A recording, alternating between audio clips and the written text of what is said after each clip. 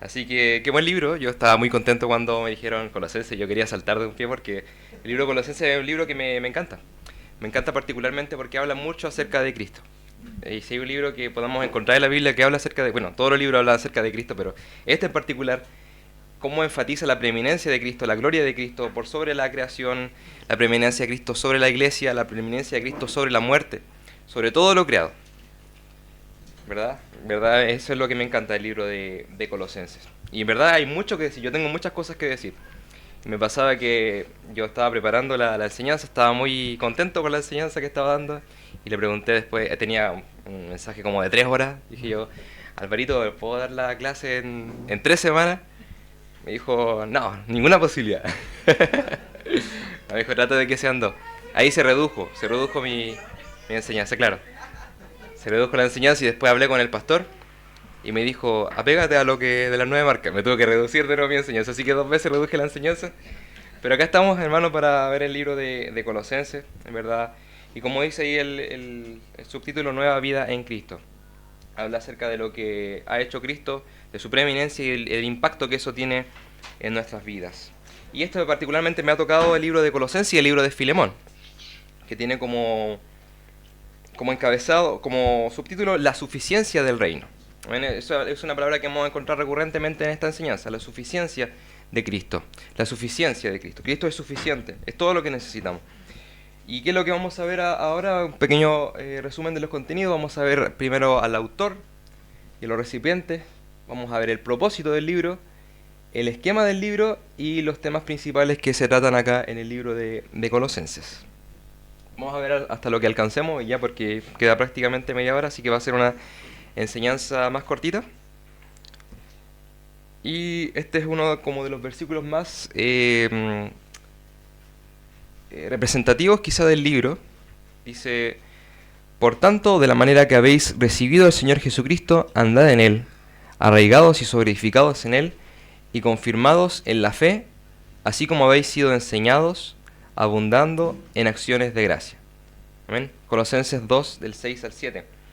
Una vez que nos empieza a hablar del Señor Jesucristo, de su gloria, de su preeminencia sobre todas las cosas, nos da esta exhortación que debemos guardar y atesorar en nuestro corazón. Andad arraigados y sobreedificados en Él. Y quisiera hacer algo, hermano, esta semana, bueno, la otra semana, quisiera pedirles si se pueden aprender de memoria este pasaje, Colosenses 2 del 6 al 7, para que después la otra semana lo repitamos y en verdad lo guardemos en nuestros corazones porque es algo, yo creo que importante memorizar la palabra del Señor.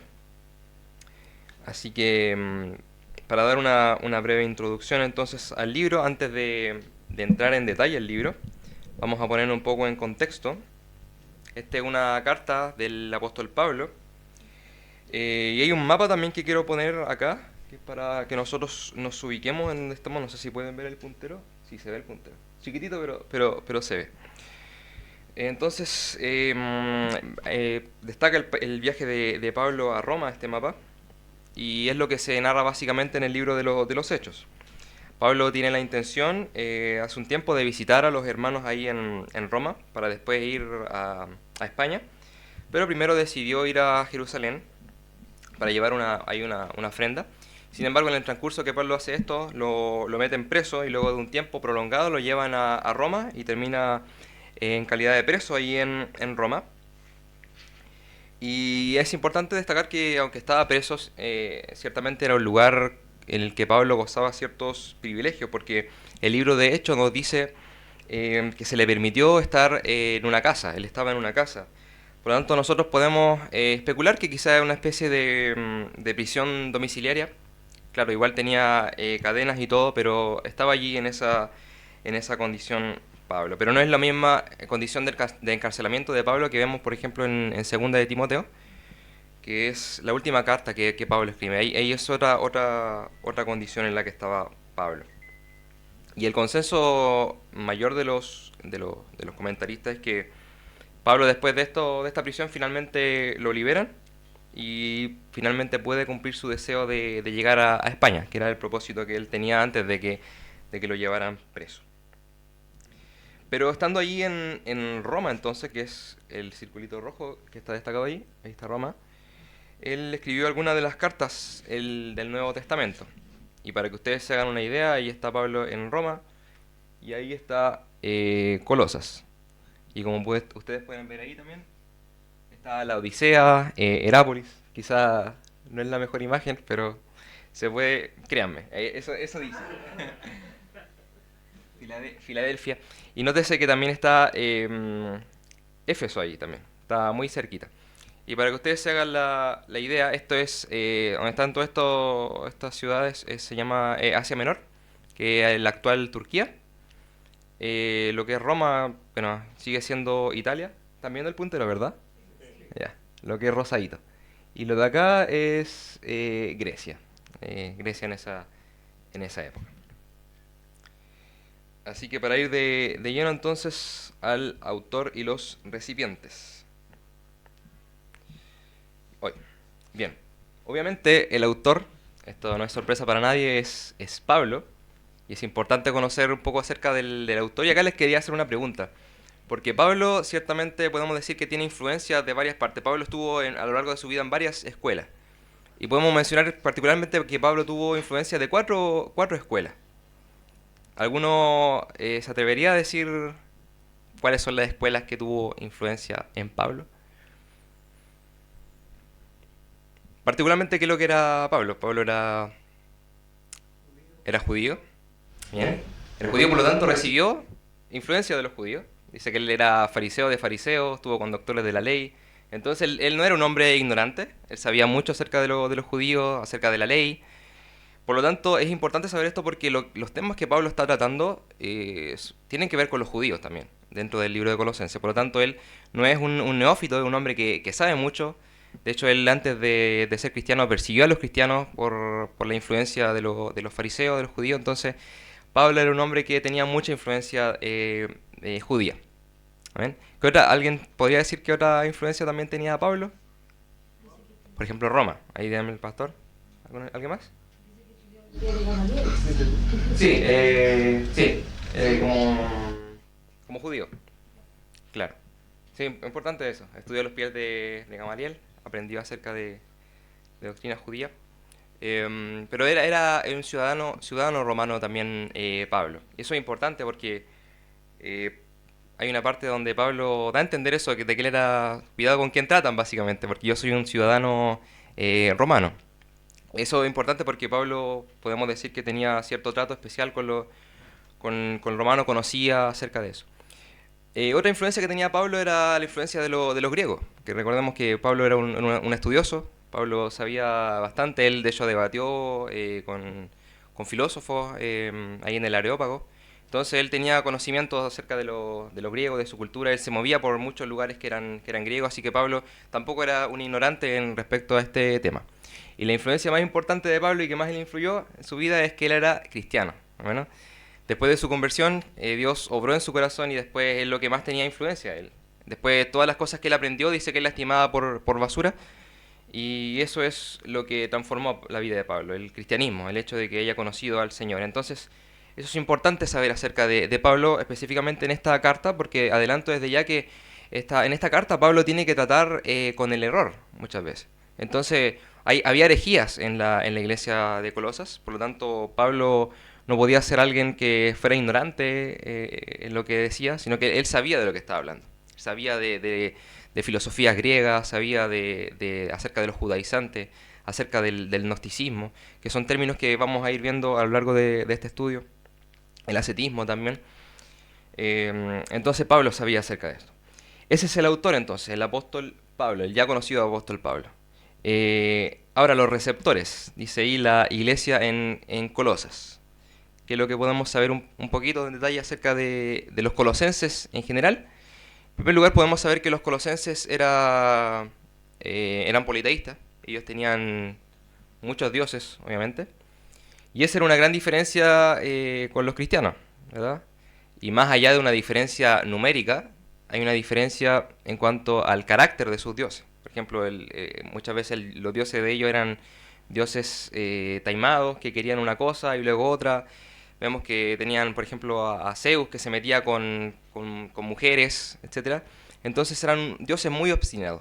Entonces eran politeístas y más allá de eso también eran dioses que tenían un carácter completamente al Dios que nosotros conocemos en la Escritura. Entonces eso es una diferencia. Otra característica, o sea, esa es una característica de los colosenses, que eran politeístas. Otra característica de los colosenses es que ellos eran, bueno, por su ubicación geográfica, era una zona bastante acomodada. Ellos habían desarrollado mucho la ganadería, era una zona donde había mucha afluencia, mucho paso de personas. Por lo tanto, las personas que habían en Colosa, muchas de ellas tenían una muy buena situación económica. Y particularmente la carta a la cual va dirigida los receptores es a la iglesia en Colosas. La iglesia en Colosas es una iglesia que había conocido al Señor, que había sido transformada, que a pesar de que tenía toda esta influencia, habían recibido la palabra de Dios por medio de Epafras, ¿ven? Que era el siervo que les predicó.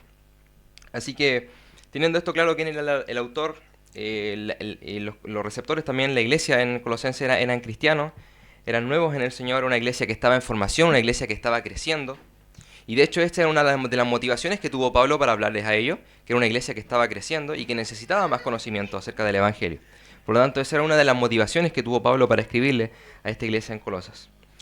Algo que es más complicado de datar es la fecha, alrededor del año 60 después de Cristo. Hay un par de versículos ahí, por ejemplo el 4.3, el 10, el 4.10, el 4.18, que son versos en los cuales se señala que Pablo estuvo en la cárcel y más o menos ahí se puede hacer un cálculo que fue en el año más o menos 60 o 64, dicen algunos más específicamente. Entonces, bien, algunos detalles contextuales acerca de esta carta. Es que parece que Pablo probablemente escribió y envió Efesios y Colosenses de mano de Tíquico. Hay una superposición considerable en las dos cartas. Hay este personaje Tíquico es nombrado al final de ambas cartas como la persona que probablemente entregó estas cartas. Y si nosotros tuviéramos que leer primero Efesios, estamos hablando de Efesios y de Colosenses, podrás llevarte la impresión de que Efesios, como vimos la clase pasada, o hace dos clases, Efesios es como la carta general que se hizo circular por todas las iglesias ahí en Asia Menor, pero específicamente Colosenses era una carta que si bien se ocupa de temas que eran parecidos, también estaba dirigida a necesidades de la iglesia en particular. ¿Y qué necesidades vamos a ver ahora? Los ataques que estaba sufriendo la iglesia. Habían cosas en particular entonces que habían en la carta de Colosenses, a diferencia de Éfeso, que era más general para la iglesia de Asia Menor. Y otra cosa importante que tenemos que considerar es que Pablo nunca visitó Colosas, a pesar de que vimos que estaba cerquita ahí en Éfeso. Bueno, cerquita para nosotros, a 160 kilómetros, fácil decirlo hoy en día, pero era un tema en ese tiempo la distancia. Así que había sido fundamental en la formación de esta iglesia o en la plantación de esta iglesia otro hermano que era Epafras, o Epafras, ¿cómo se diría? Epafras, quien llegó con el evangelio entonces a Colosas. Entonces, como dijimos recién también, al parecer Pablo escribió esta carta mientras estaba en la cárcel, es algo que ya había mencionado. Bien, entonces esto es tremendo porque Epafras, al momento de... Bueno, algo que me quería mencionar también, hermano, es que Epafras, cuando Pablo envía esta carta, Epafras también estaba en la cárcel junto con Pablo. La idea era quizás de Epafras iba a ir a visitar a Pablo, pero antes de eso lamentablemente lo meten preso en la cárcel y para alegría de nosotros, digo yo, lo metieron preso. Qué bueno que metieron preso al hermano Epafras, yo pensaba. ¿Por qué? Porque si no lo hubiesen metido preso quizás no tendríamos la carta de Colosenses, ¿ya? Entonces como metieron preso a Epafras, Pablo escribió esta carta a los colosenses. Ahí vemos la soberanía y la gloria de Dios. Y particularmente yo le agradezco mucho porque me encanta el libro de Colosenses, así que qué bueno que el hermano Epafras se fue a la cárcel y nosotros tenemos esta carta de Colosenses.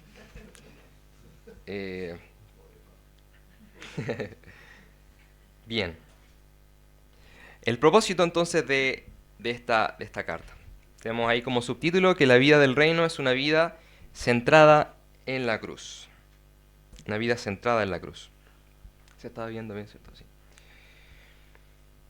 Bien, a diferencia de los Efesios, donde Pablo le escribe una carta dándole de las directrices para una vida cristiana, le habla acerca de la salvación de los efesios. Pablo escribe la carta a los colosenses para confrontar una herejía bastante específica. Y muchos comentaristas no se ponen de acuerdo en cuál era exactamente la escuela que mayoritariamente tenía influencia en eso, porque hay mucha diversidad de herejías en Colosenses, vamos a ver. Ahí están los judaizantes, están los gnósticos. Hay muchas escuelas de pensamiento, no podemos encabezarlas en una sola. Por lo tanto, se ha pensado que había una especie de sincretismo, eso es lo que se le llama una especie de mezcla de varias creencias, de varias filosofías. Entonces, había muchos entonces que estaban enseñando a estos jóvenes cristianos que la vida y que la sabiduría se encontraban a través de los poderes ejercidos por nuestra facultad humana. En el capítulo 2 y el versículo 8, dice ese versículo que es bastante conocido, dice: mirad que nadie os engañe por medio de filosofías y huecas sutilezas, según las tradiciones de los hombres, conforme a los rudimentos del mundo, y no según Cristo. Entonces el corazón de esta falsa enseñanza principalmente estaba en la idea de que el Evangelio de Jesucristo es un comienzo. Tú recibiste a Cristo, felicidades, comenzaste una nueva vida. Pero eso no es suficiente. Hay algo más allá de eso. Hay mucho más en oferta que tú puedes hacer. Cristo no es suficiente, hay más allá de cosas, más experiencia. Es decir, Cristo es el comienzo, pero hay otra forma de recibir, por así decirlo, una plenitud en esta vida cristiana, fuera de Cristo. Y esta tenía que ser recibida mediante una sabiduría que fuera especialmente recibida, quizá una comprensión en particular de la ley judía, de las leyes del Antiguo Testamento, a través de encuentros místicos con ángeles. Se habla acerca de que muchos le estaban diciendo que tenían que tener encuentros con ángeles. Y esto era, por supuesto, una ofensa al Evangelio verdadero de nuestro Señor Jesucristo. Así que este es un ataque de tres filos, como dice ahí, contra la suficiencia de Jesucristo. Y ustedes tienen ahí en su hojita, no tengo la hojita acá, pero creo que en el punto 2, habla acerca de que las tendencias judaizantes y gnósticas. Gracias, hermano Tony. Gracias. Acá puedo hacer leer a las personas, ¿cierto? Con dedocracia puede ser. Para no... Dedocracia, ya. Pastor, usted denos el ejemplo, por favor. Colosenses 2, 16 y 17. Nadie los juzgue en asuntos de comida o de bebida, con respecto a días de fiesta, lunas nuevas o sábados. Todo ello son una sombra de lo porvenir, pero la realidad pertenece a Cristo. Está hablando ahí acerca de tradiciones judías. Muchas veces los judíos que lo que hacían, decían, tienes que cumplir ciertos ritos, tienes que cumplir ciertas normas, las tradiciones que nosotros tenemos para poder alcanzar una mayor plenitud en tu vida cristiana. Entonces esos eran los judaizantes, que tenían ideas erradas acerca de la ley. Y también dice tendencias gnósticas. El gnosticismo te decía que para tú llegar a una plenitud en la vida cristiana tenías que ejercer un conocimiento personal, de revelación extra a lo que Dios te había dado. Entonces esto era un ataque contra... Entonces, ¿contra qué? Contra la finalidad de la obra de Cristo. ¿Ven? Esto nos dice, Cristo no es suficiente. Necesitamos a Cristo más estas leyes de acá. Necesitamos a Cristo más guardar los días de reposo, la luna nueva. Tenemos que llegar a Cristo y además tratar de buscar algún tipo de revelación nueva a través del conocimiento, ¿verdad? El gnosticismo tiene que ver con el conocimiento extra. Entonces esto niega la finalidad de la obra de Cristo. Otra preocupación que había era la preocupación por las experiencias angelicales. Listo, ahí dice la cita, Colosenses 2, 18 al 19. Hermana Alodia, ¿nos puede leer?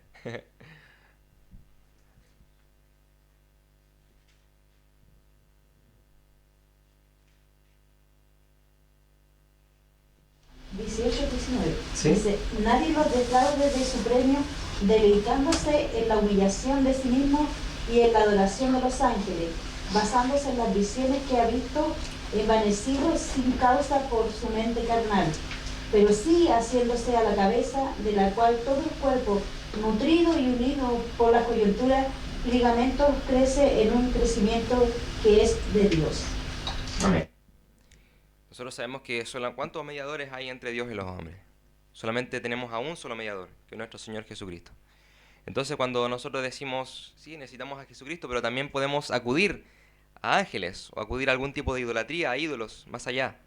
Entonces eso está negando que Cristo sea preeminente por sobre todo. Porque si algo que nos habla el libro de Colosenses es la preeminencia de Cristo.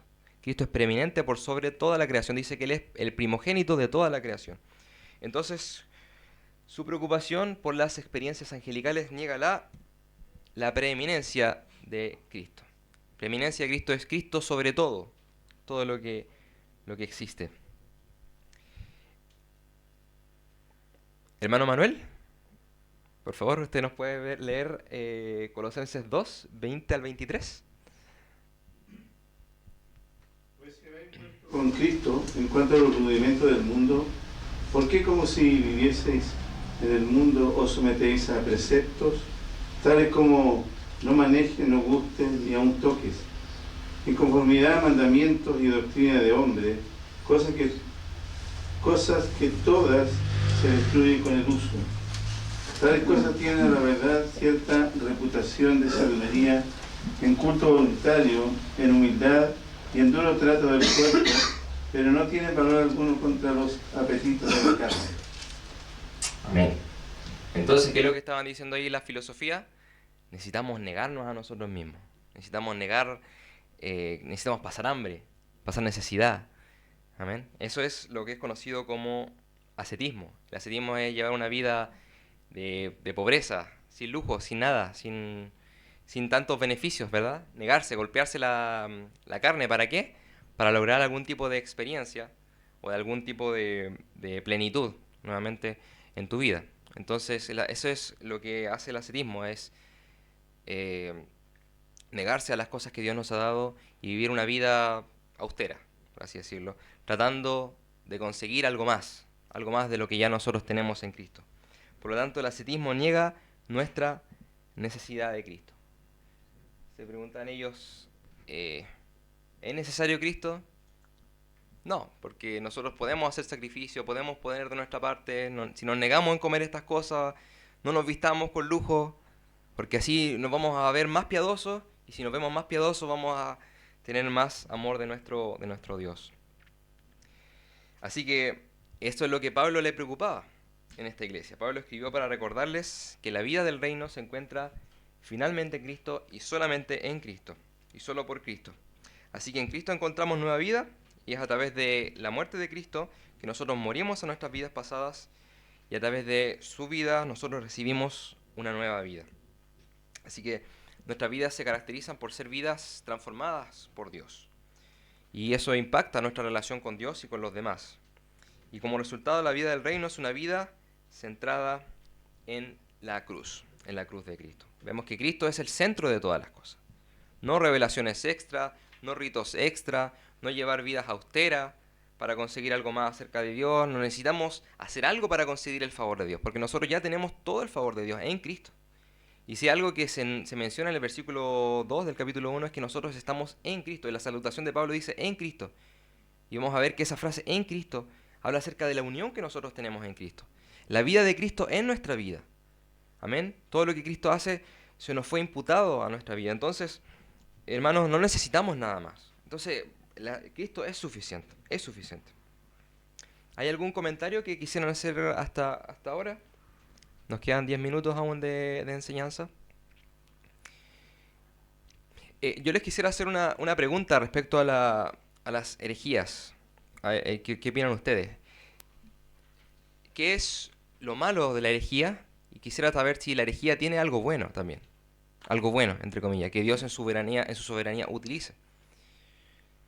Primero, ¿qué es lo malo de la herejía? Lo que comentábamos recién. ¿Contra qué atenta la herejía?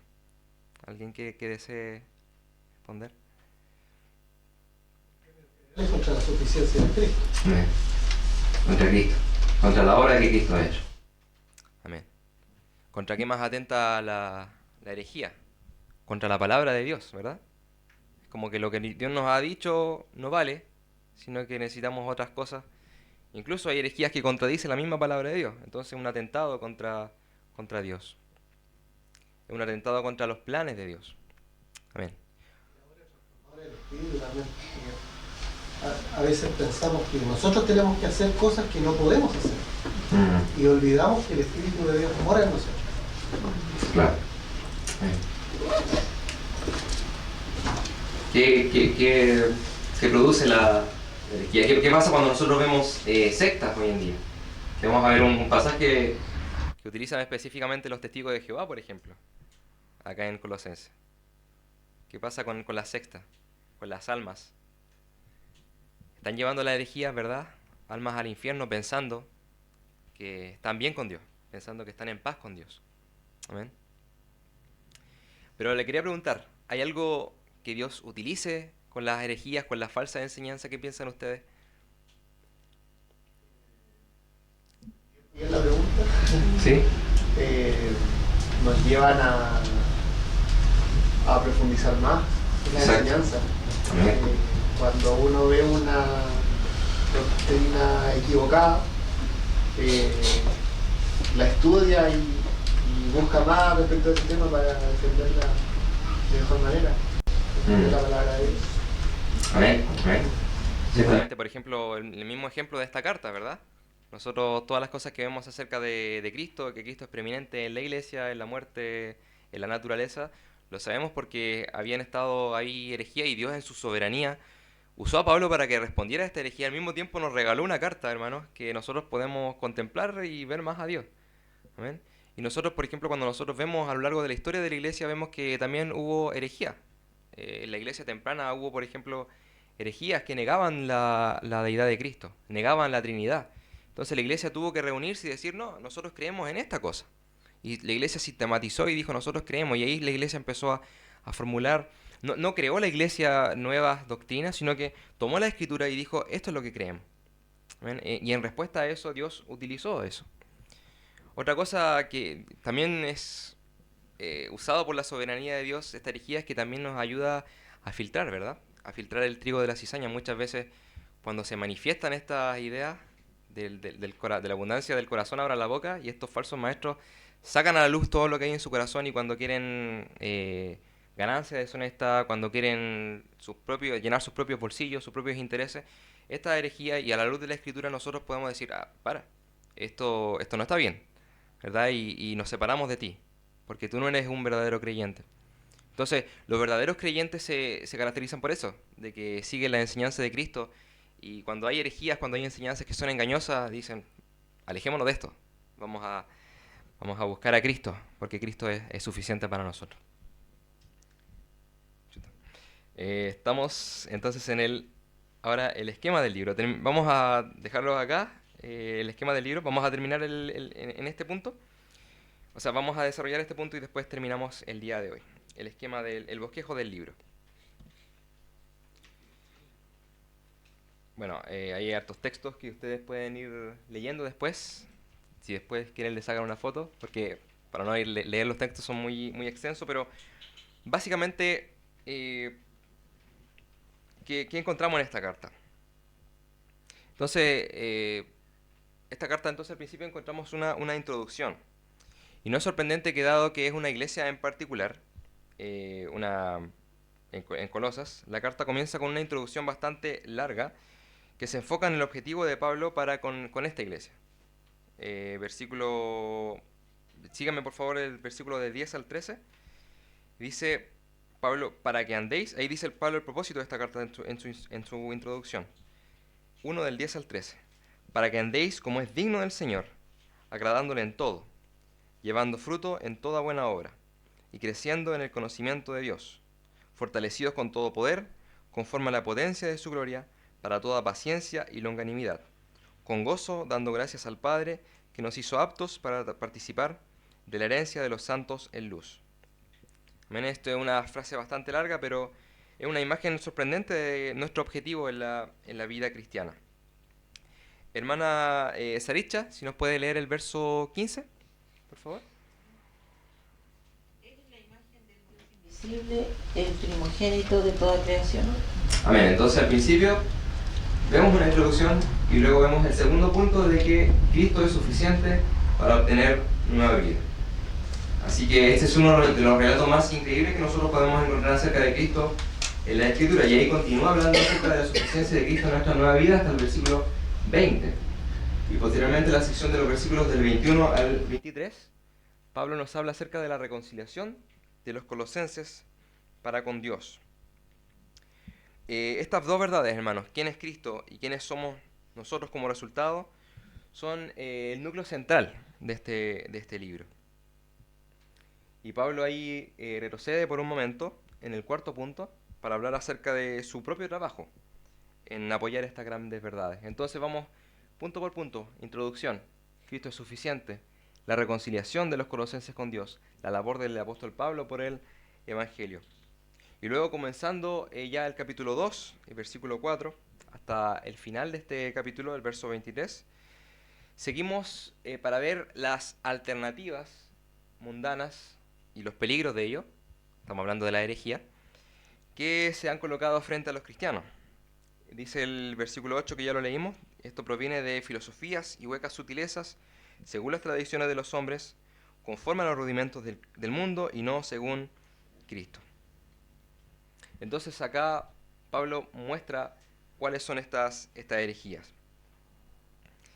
Y Pablo después hace una pausa por un momento para recordarnos el Evangelio de nuestro Señor Jesucristo. Y luego continúa hasta el capítulo 3, ¿verdad? Y ahí nos indica cómo debemos vivir nuestra nueva vida en Cristo. El versículo 23 dice, tales cosas tienen a la verdad cierta reputación de sabiduría en culto voluntario, en humildad y en duro trabajo del cuerpo, pero no tienen valor alguno contra los apetitos de la carne. Es una muy buena prueba de fuego entonces para poder evitar diferentes aspectos de esta enseñanza de nuestro día y ver cómo debemos vivir nuestra vida en Cristo. Entonces, el versículo del punto 6 y el versículo 7 son prácticos, cómo debemos vivir nuestra vida en Cristo.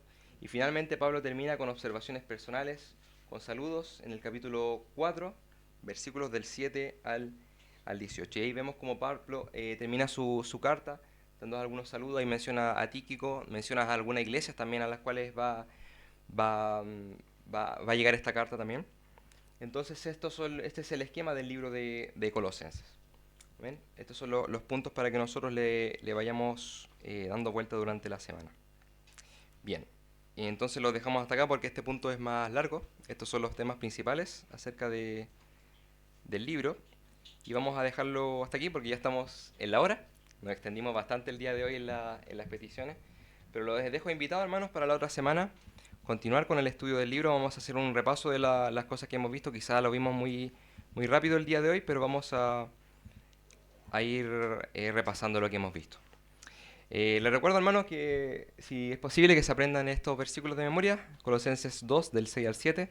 Por tanto, de la manera que habéis recibido al Señor Jesucristo, andad en Él, arraigados y sobreedificados en Él y confirmados en la fe, así como habéis sido enseñados, abundando en acciones de gracias.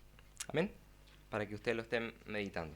Vamos a ir al Señor en oración y le vamos a dar gracias por las peticiones del día de hoy, por la comunión que hemos gozado y por el que el Señor esté poniendo en nuestra vida en práctica todo lo que hemos oído el día de hoy. Oramos, hermanos. Amado Padre Celestial, Señor, le damos las gracias por tu infinita gracia y misericordia, Señor. En verdad no somos merecedores de nada, Señor. Somos merecedores solamente de castigo, de juicio, Señor. Pero, sin embargo, estamos ante tus pies, Señor. Estamos gozándonos, Señor, el día de hoy en tu palabra, en un libro maravilloso que es el libro de Colosenses. Gozándonos, Señor, en la suficiencia de Cristo, gozándonos en la obra y en el impacto que eso debe tener en nuestra vida, Señor. Le pido que usted bendiga nuestros corazones, Señor, que nos pueda transformar, Señor, que nosotros podamos vivir vidas conforme a las vidas que Cristo, Señor, espera de nosotros, Señor. Que sigamos nuestro mayor ejemplo, que es nuestro Señor Jesucristo, que Él bendiga nuestra vida, que en su palabra nosotros podamos encontrar toda la gracia y misericordia para con nosotros, Señor. Le damos gracias por todo, Señor, y guíanos a nuestros hogares con tu paz y con tu bendición. En el nombre de Jesucristo. Amén, Señor. Amén.